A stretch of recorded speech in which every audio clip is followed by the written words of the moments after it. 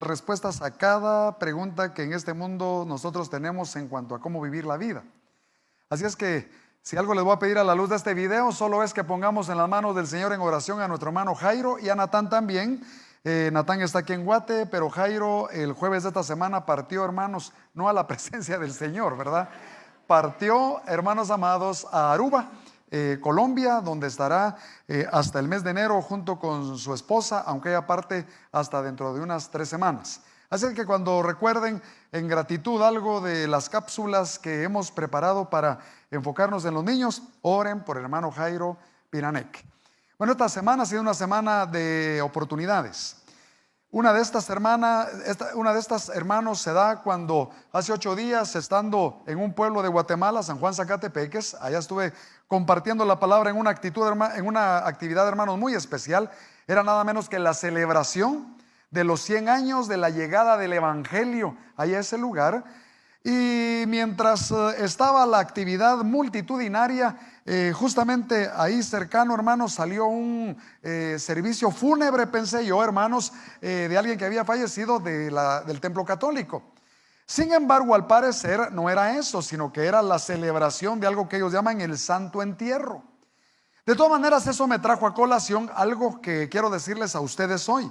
Y es que se calcula que alrededor del mundo, por diferentes circunstancias, al hacer todas los cotejos y comparaciones, más o menos mueren un aproximado de 150,000 personas diarias. Es una cantidad impresionante de personas, de muertes.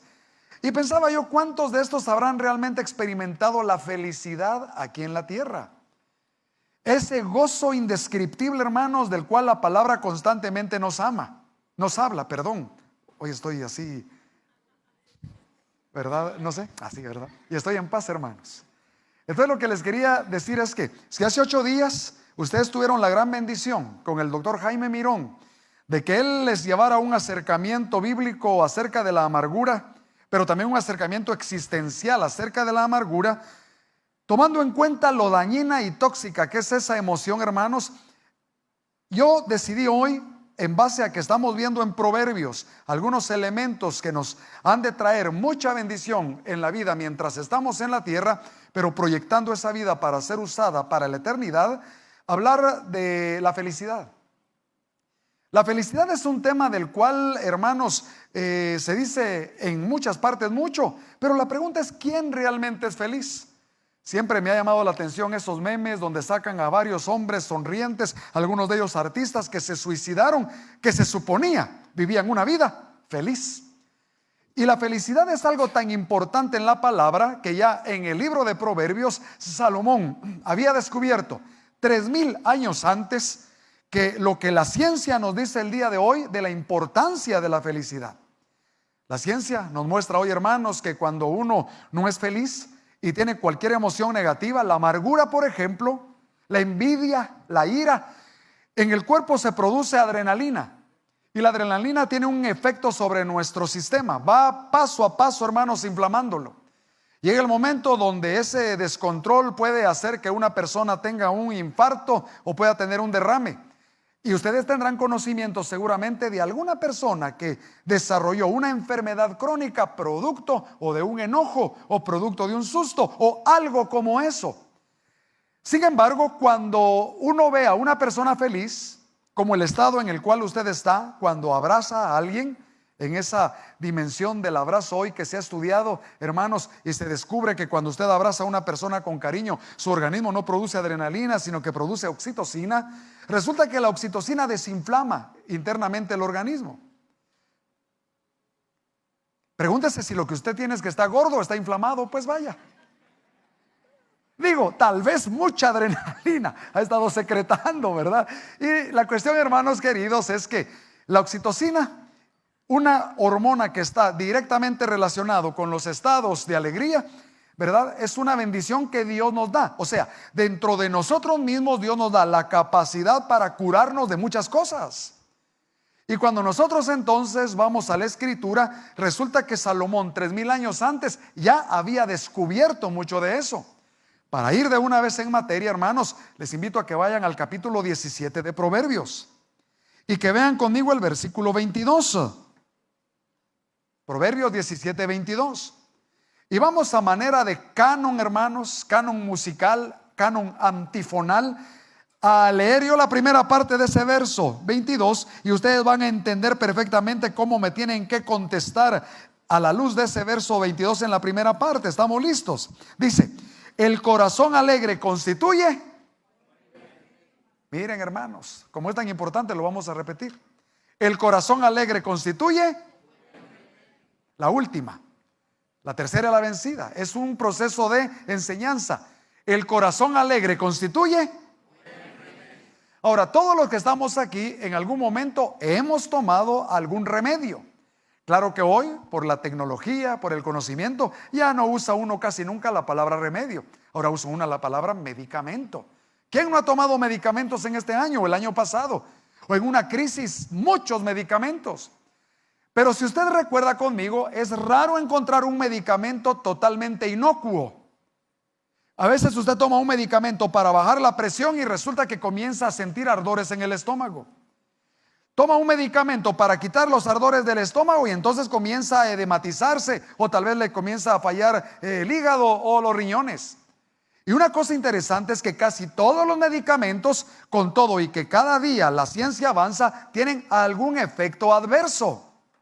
De hecho, hermanos, a veces para mí esto es una cuestión, como farmacéutico lo digo, tan inconsecuente, que hay medicamentos que son para quitar una molestia y sin embargo se ha comprobado que el efecto adverso puede ser la posibilidad de un cáncer, y aún así la gente lo toma. Prefiero no tomar nada. Pero hay algo más importante que hoy le quiero decir, porque el proverbio nos lo está mostrando. Y es que muchísimas de las cuestiones que tenemos como enfermedades crónicas o dificultades se subsanarían si realmente nosotros entendiéramos no solo lo que es la felicidad, sino cómo encontrarla y cómo mantenerla. Hoy vamos a enfocarnos en eso. Solo déjeme hacerle una pregunta previa. A veces hay personas que dicen: si yo tuviera una casa, sería feliz. ¿Cuántas han dicho eso? Hermanas. Los hombres: si yo tuviera el carro último modelo que quiero, sería feliz. Si yo me graduara de la U, sería. Algunos no son felices ni con eso. Si ella me hiciera caso, sería feliz. Pero miren cómo es de contradictoria la cuestión, porque supongamos que usted dice: si yo tuviera dinero, sería feliz. Déjeme seguir preguntándole. Y si yo le digo: vaya, tienes dinero, pero no tienes salud, ¿realmente serías feliz? Ah, no, entonces yo quisiera tener salud. Sigamos. Digamos que tienes salud, pero resulta que en tu casa todo es problema. ¿Serías feliz? No, pero entonces digamos que tú tienes una familia preciosa y amorosa, pero resulta que no tienes un buen trabajo para sostenerla. ¿Serías feliz? Y uno comienza a darse cuenta, hermanos, que el problema del ser humano es que busca la felicidad normalmente donde no debe. ¿Por qué cree usted, por ejemplo, que hay canciones que ilustran eso? Oiga, y son mundanas, pero no son malas, porque por eso las evalué y dije: se pueden cantar en la iglesia. Mire: la felicidad, ja, ja, ja, ja, me la dio tu amor, jo, jo, jo, jo. Pero ese mismo que cantaba esa canción, al tiempo canta: cuando yo te conocí, vi la vida con dolor. Esa no se las canto porque me puedo caer aquí, hermanos, para que ustedes también entrenados. Y el asunto al que quiero llegar, hermanos, es que buscamos la felicidad, y esto no es nuevo. Salomón nos va a mostrar que la buscó en muchas partes donde pensó encontrarla. Y como aquí es posible que alguien que nos esté visitando, déjeme decirle que sí hay cosas en este mundo que le van a dar una felicidad momentánea, pasajera.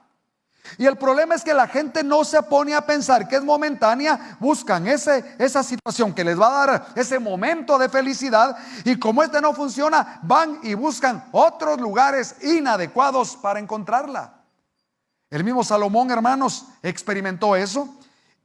Y si usted ve conmigo, Salomón, yendo ahí a Eclesiastés capítulo 5:9, Eclesiastés, usted va a descubrir entonces aquí a un hombre que nos va a iluminar, hermanos, inspirado por Dios. En realidad es el verso 10. Es el verso 10. Y noten lo que dice el verso 10.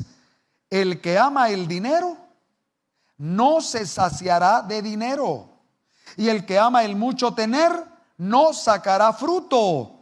También esto es vanidad. Interpretemos el verso en su contexto. Lo está escribiendo Salomón. Cuando Salomón, hermanos, escribe, él ha experimentado en su vida todo lo que el dinero puede comprar en función de felicidad. Así es que él dedica, hermanos, su vida a inquirir en la sabiduría. Así es que estudia, se mete a profundidades en cuanto a lo académico, pero al final de todo, él también descubre, hermanos, que el conocimiento no es total para darnos alegría. Así es que él entonces busca en las artes esa felicidad. Y si ustedes recuerdan el libro de Eclesiastés y también en los libros de los reyes, nos enseñan a nosotros cómo Salomón, hermanos, invirtió, por ejemplo, en tener crianza de animales, de sementales. Necesitaba una cuadrilla de 12,000 hombres diario, hermanos, para cuidar esos animales y montarlos.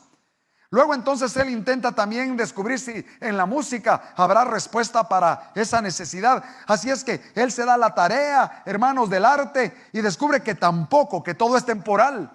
Y no voy a seguir más que para ilustrar el último punto, cuando él también experimenta con los placeres de la carne. Y resulta que no contento con tener a una esposa, él decide tener 1,000 esposas. 3 diarias haciendo números. Tal vez para una mujer esta expresión no cause tanto impacto, a menos que uno muestre lo obvio, pero es, hermanas, como que una mujer tuviera 1,000 hombres a su disposición. Bueno, entonces, cuando nosotros vamos analizando, es que él concluye y se da cuenta que ninguna cuestión de las que él pensó que le darían felicidad, se la dio, por una sencilla razón. Todo lo que le mencioné, hermanos, son cosas temporales. Y a veces uno se concentra tanto en buscar la felicidad en algo temporal. Madres, por ejemplo, tal vez ustedes entienden que la educación de sus hijos es importante, pero no cifren su felicidad en el hecho de que él se gradúe, el que él saque una licenciatura. Alégrese, pero sepa, será momentáneo. Después va a pasar eso. Usted se va a casar, qué bueno, pero usted se va a dar cuenta que hay gente que no puede vivir sin el cónyuge y hay gente que no puede vivir con el cónyuge. Y uno va ahí viendo, hermanos, que entonces al final que el estado ideal llega a ser solamente uno. Y la palabra tiene mucho que decir en cuanto al gozo. Ahora déjeme definirle que el gozo del Señor en la Escritura es un gozo, una felicidad que tiene la característica de ser persistente. No es que a veces no hayan circunstancias que nos quitan el gozo o al menos nos causan dolor, un dolor que es palpable, como cuando muere un ser querido, tal vez nuestra mamá, nuestro papá, un hijo. Claro que va a haber dolor y vamos a llorar, pero se retomará el gozo, porque uno entiende, hermanos, que el gozo es la fortaleza de nuestra vida. Dice la palabra que el gozo del Señor es la fuerza de mi vida. Así es que vamos viendo entonces que esa felicidad no estriba en la circunstancia, porque la circunstancia puede ser dolorosa, pero el gozo en realidad viene producto, hermanos, de que nosotros vamos más allá de la circunstancia y vemos en persistencia, vemos continuamente, vemos sin olvidar esto a Jesucristo o a nuestro Padre Celestial. ¿Cuánto tienen a Jesucristo, hermanos? Entonces nuestro estado natural o sobrenatural, depende cómo lo quiera ver. Porque en realidad, hermanos, la vida sobrenatural es vivir naturalmente. La vida sobrenatural, o póngalo al revés, la vida natural para el creyente debería ser vivir sobrenaturalmente. Es decir, la idea es que nosotros nos dejemos gobernar de tal manera por la presencia de Dios, que el gozo del Señor sea uno de nuestros adornos. Ya vamos a ir a la palabra, pero déjenme indagar un poquito más. ¿Cómo sería su casa? O lo pongo así, ¿cómo es su casa? ¿Cuántos tienen ahí en el comedor, hermanos, el cuadro que dice hogar, dulce hogar? ¿Por qué se ríen, hermanos? Pregunto, ¿será que alguien ha dicho qué desgracia de hogar el que tengo? Porque podría pasar, y no estoy hablando vulgarmente, pero por definición, cuando no hay gracia, o sea, sin gracia hay desgracia. Si hay una mujer que no tiene gracia, es una desgraciada. pero igual un hombre es un desgraciado. Y no es que uno esté insultando, solo estoy hablando etimológicamente. Cuando no hay gracia, ni se habla sazonado con sal en la casa, entonces se trae dolor, tristeza, resentimiento. Y el asunto, hermanos, es que es posible que nuestros hogares estén siendo atacados por la infelicidad. Si usted recuerda conmigo, cuando Dios entonces nos lleva, hermanos, a considerar la felicidad, ¿cuántos momentos quiso usted, esposo, hablo a los varones, al llegar a la casa, cuántas veces quiso encontrar a una mujer feliz? Porque cuando usted llega y la mujer no está feliz, todos son infelices. ¿Sí o no? O pongo el caso contrario. Hermanas, cuando el esposo llega del trabajo, ¿cuánta diferencia hace que él llegue contento, que él llegue feliz? Y que estando en la casa mantenga la felicidad. Vamos a poner un caso muy, pero muy hipotético. ¿Qué pasaría, hermanos, en nuestra casa si nuestros hijos siempre estuvieran felices? Bueno, tal vez es más hipotético el otro. Hijos, ¿qué pasaría en su casa si siempre sus papás estuvieran contentos? Así es que, hermanos, es tan importante este tema que el Señor mismo nos recuerda en los Salmos que este es el día que Él hizo. ¿Pero para qué lo hizo? ¿Recuerdan ustedes? Este es el día que hizo Jehová para que nos alegremos en Él. Ay, con razón pues hay tanto problema porque ni el verso no sabemos. Hermano, este día para que nos alegremos. Entre otros propósitos, Dios quiere que nosotros entendamos que la alegría es un legado constante a nuestra vida porque no depende de las circunstancias, sino que depende de Él. Cuando vemos la teología del Nuevo Testamento, entonces descubrimos, hermanos, que el Espíritu Santo de Dios nos fue dado para levantar en nosotros la imagen de Cristo, y esa imagen de madurez implica un elemento del fruto del Espíritu que es gozo. Y es un gozo sobrenatural, es decir, es un gozo que va más allá de las circunstancias. Y no solo eso, gobierna las circunstancias. Hoy te despiden de tu trabajo y en lugar de fenecer como cualquiera, de ser ingrato como cualquiera, tú sabes algo que los demás no saben y mantienes tu gozo a pesar que te despidieron después de 30 años de trabajar en esa empresa. Hoy se te da un diagnóstico de una enfermedad que se supone es mortal, pero resulta que tú entiendes el gozo del Espíritu, te sobrepones a la noticia y resulta que en lugar de que la noticia te controle, tú la controlas precisamente porque tú entiendes quién está contigo. Tal vez aquí hay alguien que se ha sentido muy desmoralizado desde hace unos días porque la que era su novia lo cortó y le dijo: yo ya no te quiero, nariz de moronga. Así, ¿verdad? Anda con tu mamá que te la componga. Así es que se tuvo que ir. Y tal vez usted está sufriendo terriblemente esa situación. Pero, ojo, cuando tú entiendes lo que hoy vas a aprender, de dónde buscar la felicidad y por qué la puedes mantener, absolutamente ese corte que te dieron va a pasar porque vas a entender. Triste sería no tener al Señor. Eso sí sería triste. Entonces, hermanos, venir a responder a la pregunta ¿por qué no somos felices? Tendríamos que decir que no somos felices cuando ciframos nuestra felicidad en cosas que son temporales, porque estamos rompiendo un orden, y el orden es: tenemos que gozarnos en lo que es eterno.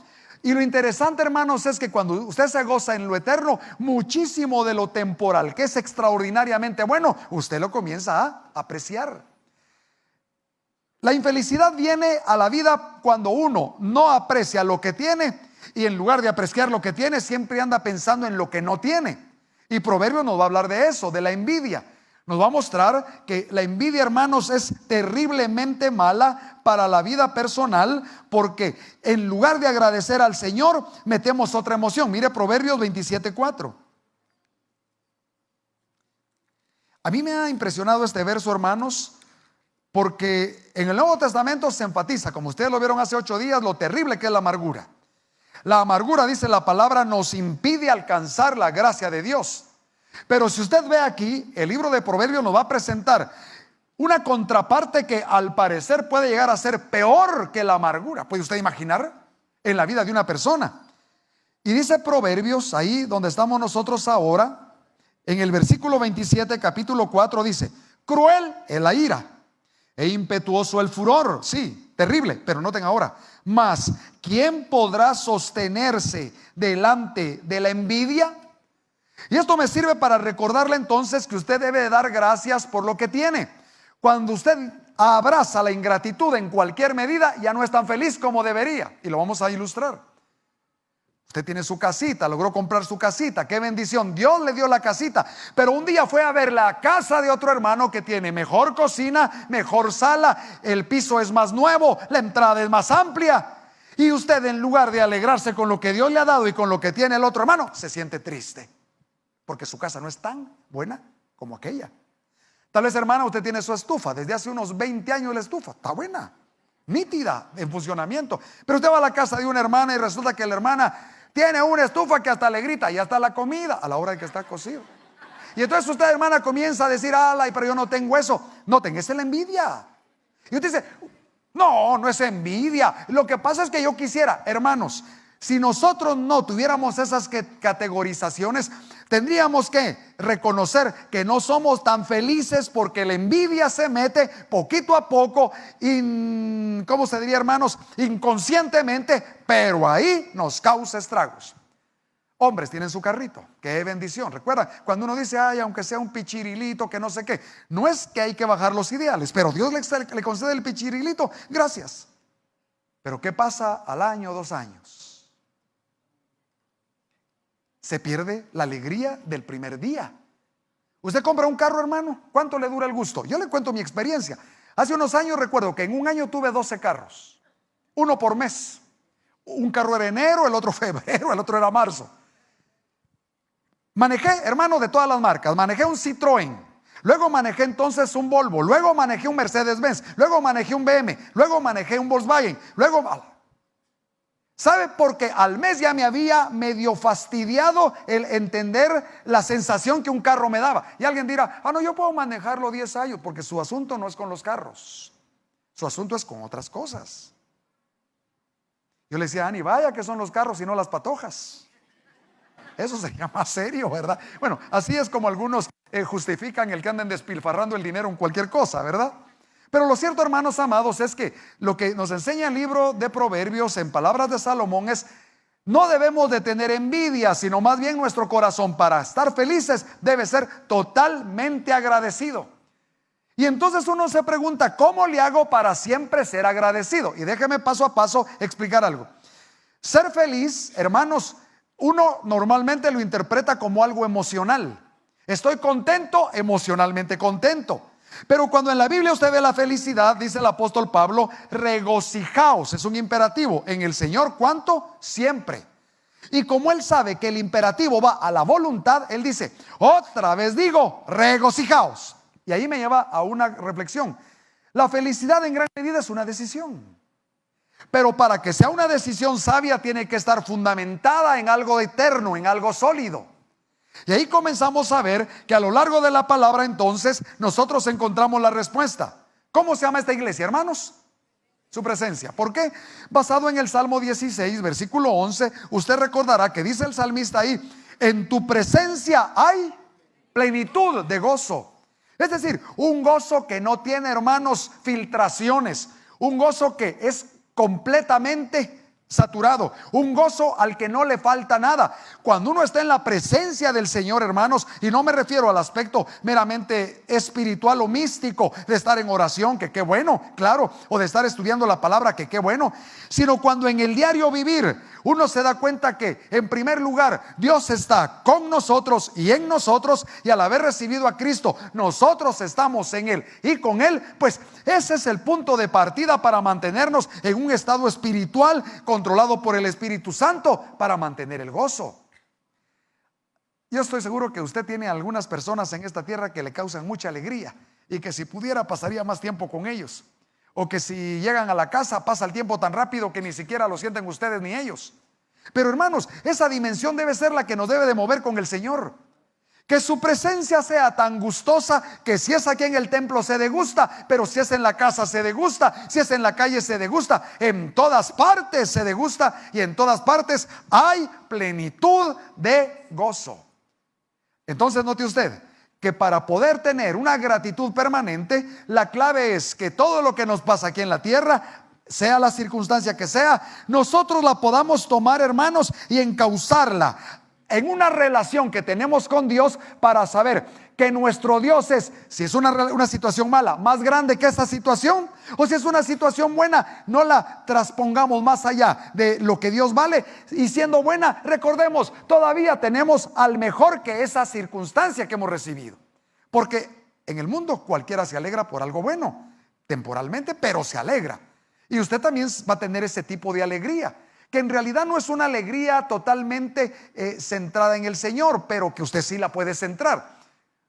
Por ejemplo, yo estuve esta semana, hermanos, unos 2, 3 días en el IRTRA, allá de Reú. Claro que me alegro en el agua, me alegro al zambullirme, me alegro, bueno, los que van allá el río. Con Ani tenemos una broma porque a Ani le encantan las olas. Y solo comienzan las olas y mi esposa esté donde esté, las oye, las huele, tiene cronómetro, yo no sé.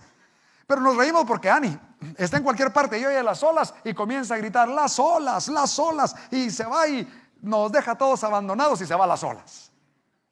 Cuando yo la molestaba por eso, entonces recuerden, hermanos, que un tiempo fui muchas veces a predicar a Patsicía.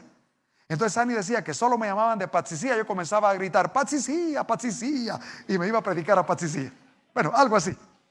Y claro que nos causa un gozo, pero es temporal. De hecho, cuando terminan las olas, a veces Ani dice, ay, se acabaron. Así somos. Hay cosas que nos van a causar cierta alegría que es eminentemente temporal. Y tenemos que aprender a juntar cada cosa, a pegarla al no es carrusel, hermanos, al riel, que conecte eso con la persona de Dios para entender que el gozo permanente es por la presencia de Dios en nuestro corazón. Y aquí viene una pregunta muy sencilla, pero ustedes verán el cambio que hace en nuestra vida. ¿Cuántos de ustedes tienen al Señor en su vida, hermanos? ¿Cuántos tienen a Cristo? Fíjese que hace 8 estaba el mariachi Perlas de Cristo ahí en San Juan, Zacatepeques. Y entonces ellos cantaron un canto, hermanos, que a mí me hace mucho sentido. Es posible que lo canten porque era una celebración, pero yo lo vi bajo la perspectiva de que el Señor está conmigo. Y cuando el Señor está conmigo, estamos de fiesta. Estamos de fiesta. ¿Sí o no? Cristo es nuestra fiesta continua.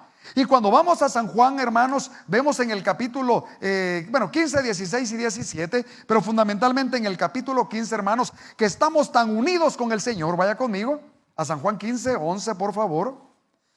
Y Él está tan unido a nosotros que Él tiene para nuestra vida, hermanos, una gran bendición, y es que usted y yo seamos completamente felices. San Juan capítulo 15, versículo 11. Mira lo que dice el Señor aquí. El Señor ha estado hablando de que podemos estar en Él, que Él está en nosotros.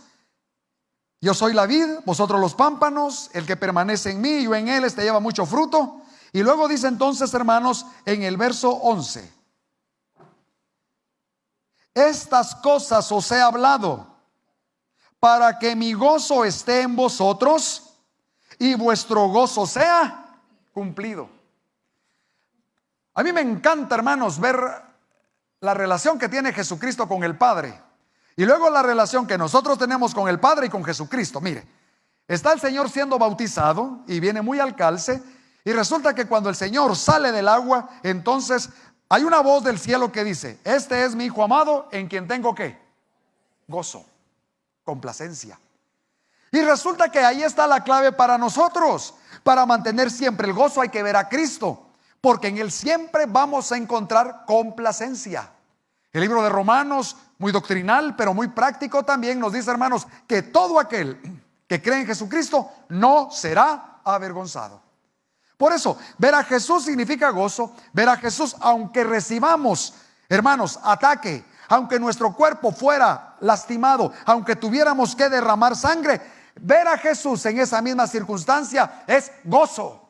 Por eso me encanta, hermano, de lo que escribe alguien en cuanto a la evangelización. Y él dice: si hablamos de Cristo y esa persona recibe a Jesús, ganamos. Si hablamos de Cristo, aunque no reciba a Jesús, pero quedó la semilla sembrada, ganamos. Pero si hablamos de Cristo, aunque se nos opongan, ganamos. ¿Por qué? Porque, hermanos, el gozo del Señor, que es nuestra fortaleza, se hace evidente precisamente cuando alguien se opone. Y descubrimos que nuestro gozo no tiene factura humana. Me gusta también aquel canto que no lo recuerdo muy bien ahorita, hermanos, pero que dice que el gozo que tenemos, el mundo no me lo pudo dar. Y como el mundo no me lo pudo dar, no me lo puede quitar. ¿Recuerdan ustedes? Porque el gozo que tenemos, Dios es el que nos lo ha dado. Así es que la gratitud, hermanos, debe incrementarse. Y se incrementa cuando descubrimos que Dios está con nosotros y nosotros en Dios. Pero también, hermanos, nos damos cuenta que esa gratitud de alegría y de gozo se mantiene cuando entendemos que Dios es soberano. Vaya conmigo, por favor, a Santiago. Santiago, ya vamos culminando, hermanos, pero mire usted, por favor, conmigo Santiago. Y Santiago nos presenta en el capítulo 1 esa soberanía de Dios que está controlando absolutamente todo lo que nos pasa. Y dice Santiago a la iglesia: hermanos míos, tened por sumo gozo cuando os halléis en diversas pruebas. Aquí hay que hacer un alto. De por sí que sabemos que ya que nuestra vista está concentrada en el Señor, miren ustedes este ejemplo. Hemos de tener gozo cuando estemos en prueba. Perfecto, porque estábamos en Dios. Pero ahora miren la correlación. Si esta prueba fuera más seria y en lugar de una fueran varias, diversas pruebas, el Señor nos dice: pues tengan sumo gozo. A mí me da eso un patrón y me está mostrando: ninguna prueba, aunque al presente pueda parecer muy difícil, hermanos, es suficiente como para robarme el gozo. Porque en la medida en que la prueba aumenta y entiendo yo que Dios soberanamente la está controlando, en esa medida también aumenta el gozo. Y el gozo del Señor, hermanos, se revela en la palabra como nuestra fortaleza. El gozo de Dios es mi fortaleza. Por eso, entre más dificultades vengan para quitar el gozo, hermanos, más eso nos mostrará precisamente el que el gozo del Señor es sobrenatural, porque esas dificultades no nos lo quitarán. A mí me ha pasado, no lo puedo explicar, pero a veces tengo unos dolores terribles, he tenido a lo largo de la vida, pero precisamente cuando viene ese dolor, es una mezcla, hermanos, en la que uno dice: ay, cómo me duele, pero gracias, Señor, que estás conmigo. ¿Cuántos han experimentado eso, hermanos? Y uno va descubriendo entonces que uno va avanzando y que lejos de bajar la alabanza, se trae sacrificio de alabanza delante del Señor en gratitud, porque uno descubre y entiende que Él es soberano. Él hace como Él quiere. No puedo manipularle. Algunos dicen: y no haga eso porque está manipulando a Dios. Y yo me pregunto: ¿quién puede manipular a Dios? Nadie. Si Dios perfectamente mide los corazones, sabe las intenciones, nadie le puede manipular. Y si el intento de alguien es manipular, no digamos está manipulando a Dios, porque Dios es no manipulable. Está intentando hacer algo que no va a lograr manipular a Dios. Pero a Dios nadie lo va a manipular. Así es que, hermanos amados, nosotros tenemos entonces gran motivo de dar gracias al Señor, porque Él es soberano. Y termino recordando al hermano también que la gratitud la mantenemos por la esperanza de que todo obra para bien. Romanos 8:28. En mi experiencia personal, hermanos, ha sido el verso que Dios ha usado para ponerme enfocado. Y sabemos que a los que aman a Dios, todas las cosas ayudan a bien. Esto es, a los que conforme a su propósito son llamados. Voy a contarles algunas de mis tristezas y penas. Ani se va a enterar de otras hoy, porque es cuando yo era soltero, hermanos. Porque ya casado, solo bendiciones he tenido. Mire, yo recuerdo que tuve un enamoramiento, hermanos, con una muchacha muy, pero muy linda. Y cuando llegué a proponerle algún tipo de relación, ella usó nada menos que estas palabras para mandarme al precipicio: lo quiero como amigo. Yo no entiendo eso. Yo no quería que me quisiera como amigo, ni falta me hacía. Lo quiero como amigo. Va, dejémoslo ahí, hermanos. Entonces el asunto es que yo he visto ese cuadro y otros se ponen tristones y no les pasa y mantienen la tristeza mucho tiempo. Claro que me entristecí, me hubiera encantado la relación, pero a los que aman a Dios, todo ayuda bien. No me iba a quedar amarrado a la tristeza. Claro, seguí viendo las posibilidades ahí mismo, pero no se pudo. Y como terminé aprendiendo, hermanos, cuando no hay voluntad, ¿verdad? Vaya. Recuerdo, hermanos, que un día prediqué en la iglesia que había que dar gracias en todo. Por ejemplo, yo estaba estrenando un carrito, el segundo, bien arregladito, y le digo a los hermanos, tal vez algunos sufrimos cuando le hacen algo al carro. Cuando llego al parqueo cabal, ahí estaba el gran rayón, hermano, así mire, se ve que lo hicieron, se notó que lo hicieron con dedicatoria para el pastor que había predicado. Y entonces cuando yo llegué ahí dije, bueno, primera cosa, lo tengo merecido por estar poniendo estos ejemplos. Segunda cosa, gracias Señor, gracias, voy a aplicar lo que predique, gracias Señor.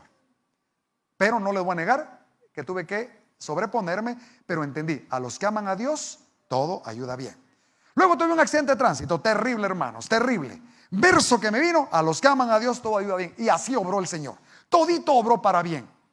Y he visto cada vez que pasa algo que puede ser doloroso, el ataque de alguna persona, a los que aman a Dios, todo ayuda bien. Y la bendición, hermanos, de entender esa esperanza bienaventurada es que siempre estamos en modo de gratitud. Por lo tanto, nos mantenemos contentos. Piense ahorita cuál es la cosa más difícil que le está pasando, o la presión más grande que tiene. Pongamos esas dos cosas. En este mismo momento sepa, hermano, que eso va a obrar para bien a los que a Dios aman.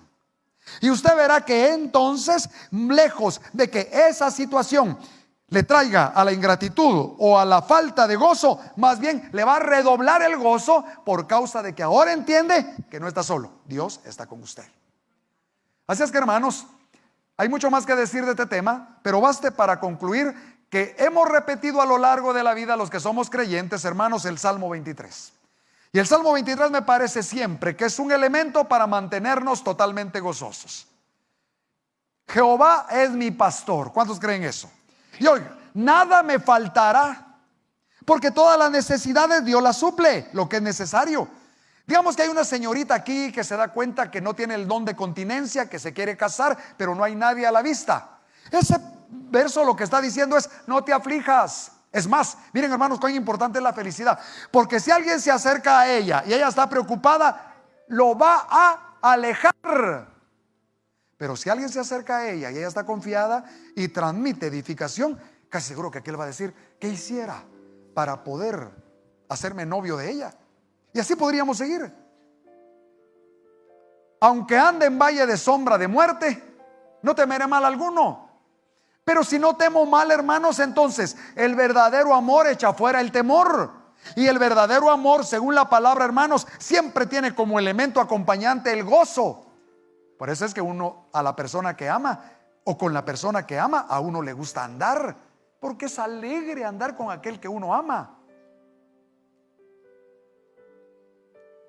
Y para ir, hermanos, aplicando todo el Salmo, usted imagine la última parte cuando el Señor dice: ciertamente el bien y la misericordia me seguirán. ¿Cuántos días? Y en la casa de Jehová moraré por largos días. Entonces, hermanos, dígame una razón para estar triste, pero dígame miles de razones para estar contento. Está pasando por una adversidad, como alguien dijo: encuentre el tesoro escondido. Y vea que en esa adversidad Dios está buscando que crezca en algo. El ejercicio que yo he hecho, hermanos, porque lo he hecho, es más sencillo. ¿Sabe qué hice un día y todavía estoy ahí luchando para seguir mejorando? Comencé a escribir todas las cosas que me pueden hacer sentir gozoso en el Señor. Él es mi Padre, Jesús es mi Salvador, Jesús es mi hermano, Jesús es mi Redentor. Jesús me ha dado a su Espíritu me da amor, su Espíritu me consuela, su Espíritu, hermanos, me levanta, su Espíritu me anima. Soy perdonado, soy amado, soy bendecido, soy transformado, soy glorificado. Y podría continuar, pero entonces también me di cuenta que el Señor me da muchas cosas chiquitas para poder gozarme. Me encanta, por ejemplo, hermanos, ¿ha visto esos gatitos que a veces se desprenden de una planta y que van desperdigándose? Me encanta, hermano, cuando veo, por ejemplo, un pajarito, ¿verdad? A la casa llegan unos gorrioncitos. Mire, una libélula se me acercó como a un pie de distancia, y mientras ella volaba, puro helicóptero ahí, hermano, yo la vi, de veras nos enamoramos. Qué linda la libélula. Y lo que estoy ilustrando es tanta buena cosa para ver. ¿Sabe qué decía Helen Keller? Esta mujer que quedó casi ciega. Después le hicieron una operación con la que ella podía ver, hermanos, solo a través de una rendija. Y cuando lavaba los trastos, los lavaba con gozo cada día, porque le encantaba ver las burbujas que, rompiendo, más bien refractando la luz, hermanos, le permitían ver el arco iris en cada una de esas burbujas. Mi cuñada compró allá, hermanos, a donde fuimos, justamente una de esas cosas para hacer burbujas cuando uno las lanza. Y ver a ese muchachito, su hijo, siguiendo cada una de las burbujas, hermano, qué alegría. De veras, tenemos millones de motivos para dar gracias. Solo el día de hoy, hermanos, hablo con un hermano que acaba de regresar de un viaje. Se fue con toda la familia, de un viaje al extranjero. Aquí mismo, hermanos, ¿cuántos de ustedes desayunaron hoy, hermanos? Mire cuántos motivos para dar gracias. Esta semana yo tuve un desayuno especial, hermanos, y lo agradezco a Patía porque en su generosidad y en medio de su escasez nos compartieron, sobreabundó. Mire, piña, papaya, frijoles, jamón, queso, oreado. Fresco no había, pero había crema. Así va. Hermanos, pan, galletas, café, banano. Dice uno, es impresionante, ¿verdad? Cuánta bendición. Y a veces uno dice, uy, todo lo que me pasa es malo. Hoy, por ejemplo, los hermanos que están aquí felices porque se bautizaron sus nenes. Pero no solo es que se bautizaron, es que van entendiendo más de la vida cristiana, van creciendo. Hay gozo en la familia. Es más, acaban de regresar, pero hoy a la media cancha a celebrar, hermanos. ¿Me explico? ¿Cuántos dan gracias al Señor hoy? Llenen su corazón de gratitud, hermanos.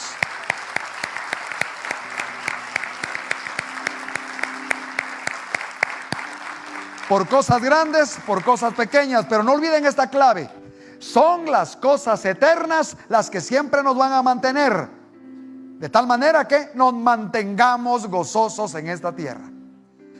Gracias, Padre, por tu palabra en este día, y porque también incluso al ofrendar tú nos pides que tengamos gozo. Es tan importante para ti que nos gocemos en todas las circunstancias, que nos dices que ofrendemos no por tristeza ni por necesidad, porque tú amas al dador alegre, te agrada el dador alegre. Hay regocijo en tu corazón también cuando el que da lo da con alegría. Gracias, mi Dios, porque hoy tenemos la oportunidad de ejercer de esa manera nuestra ofrenda, con alegría. Y sabemos que la alegría, el gozo mueve, el gozo es fortaleza.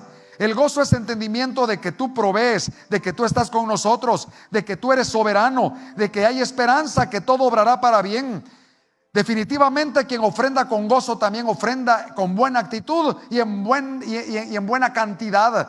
Gracias, Padre, porque la persona gozosa va más allá de lo que sus fuerzas le permiten, va más allá en el crecimiento de su fe. Gracias, Señor, porque hoy ofrendamos con gozo delante de ti.